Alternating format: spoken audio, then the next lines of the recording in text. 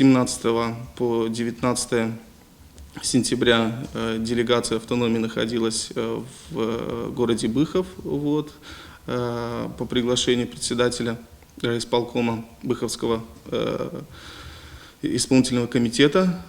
Была очень насыщенная программа. Мы в рамках этой программы посетили ряд предприятий.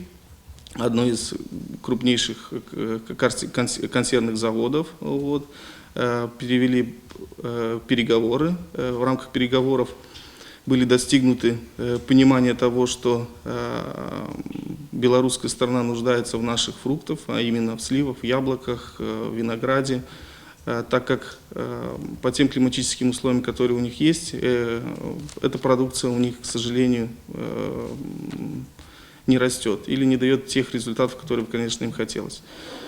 Вот.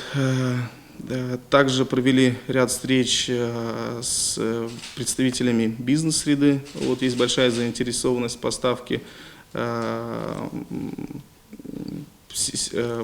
также семечки, вот, то есть семян, так как за последние 5 лет очень такая плохая динамика в Белоруссии урожайности, то есть очень большая засуха, и у них есть большая нужда в наших семенах. То есть они тоже рассматривали, и у них уже были, в принципе, они закупали вот, в Республике Молдова семена, и результат, то есть урожайности выше. В